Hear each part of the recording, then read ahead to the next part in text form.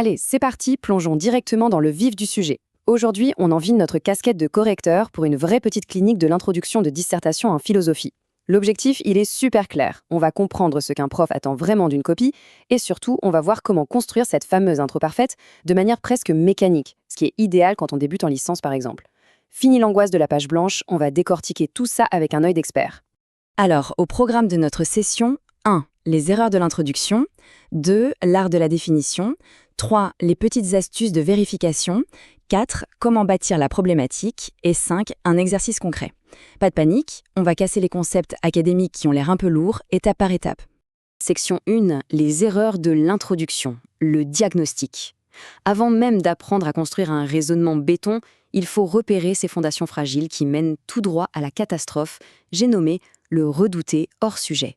Une intro classique, ça tient en 5 points clés. L'accroche, l'énoncé du sujet, la définition des termes, la problématique et l'annonce du plan. Bon, les étapes 1, 2 et 5, ce sont des formalités honnêtement. Mais attention, la vraie zone de turbulence, là où la plupart des copies s'écrasent, ce sont les étapes 3 et 4, la définition et la problématique.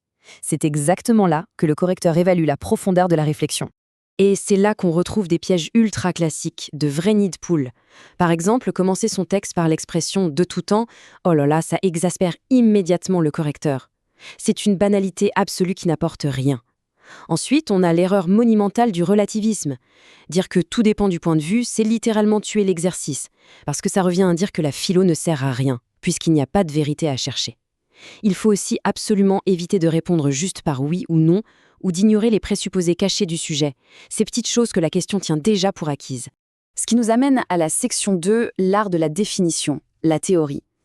Pour éviter tous les pièges qu'on vient de voir, le salut repose sur une seule chose, savoir bien définir les termes du sujet. Sinon, on construit sur du sable.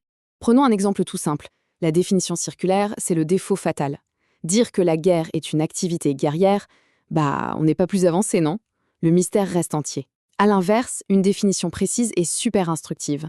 Elle donne un genre général, comme un conflit, et une différence spécifique, armée, entre États. Boum! Là, on a une base solide pour réfléchir sans tourner en rond. Bon, mais comment être sûr de son coup devant son brouillon? Passons à la section 3, les astuces de vérification, nos outils. Le point crucial ici, c'est d'avoir des méthodes infaillibles pour tester nos définitions. Voici 2 petites astuces mécaniques, redoutables quand on débute. La première, c'est de lire sa définition à l'envers, de droite à gauche, pour chasser les contre-exemples. Si on définit la guerre comme un conflit entre humains, on se demande, est-ce que tout conflit entre humains est une guerre? Eh bien non. Une grosse dispute à la machine à café, c'est un conflit, mais ce n'est pas une guerre. Donc, il manque des critères à la définition. La seconde astuce, c'est pour traquer la fameuse définition circulaire. On remplace chaque mot de notre phrase par sa propre définition. Si le mot de départ réapparaît en douce, hop, on est tombé dans le piège. C'est de la logique pure. Allez, section 4, bâtir la problématique. Une fois les mots bien pesés, on attaque le cœur du réacteur. Et rassurons-nous tout de suite, trouver une problématique, ce n'est pas un éclair de génie mystique, c'est juste une construction hyper logique. En fait, la mécanique est presque mathématique. D'un côté, on pose la thèse, du sens commun. On connaît tous ça, la réponse spontanée, un peu naïve, que n'importe qui donnerait dans la rue. Et de l'autre côté, on balance une objection. Mais elle sort d'où, cette objection? Eh bien, elle vient de l'application stricte des définitions qu'on vient juste de construire. Et bim! En confrontant l'évidence à nos définitions ultra précises, un vrai conflit apparaît. Et cette tension, ce paradoxe intellectuel, c'est ça notre véritable problématique. Place à l'action avec la section 5, l'exercice de dissertation, la pratique. On va appliquer notre belle mécanique sur un vrai sujet d'examen. Rien de tel pour bien assimiler le truc. Notre cobaye du jour, c'est ce sujet, l'art peut-il se passer de règles? La toute première étape, avant même de s'emballer avec de grandes idées, c'est de garder la tête froide et d'isoler les mots-clés. Ici, on va vraiment se concentrer sur art et règles, et on va leur appliquer nos fameuses astuces de définition. Voyons comment ça s'articule. Étape 1, on définit. L'art, ça évoque la création, le génie, alors que la règle, c'est la norme, la contrainte, la technique.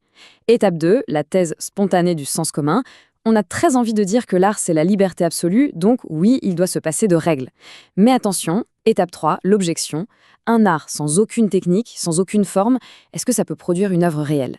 Il faut bien maîtriser la matière, non? Du coup, étape 4, notre problématique surgit toute seule. Comment résoudre cette tension énorme entre le besoin de liberté créative totale et la nécessité absolue de limites structurelles? Et voilà, le problème est posé, le plan est prêt. Au final, une dissertation, ce n'est pas juste recracher un cours par cœur. Pas du tout.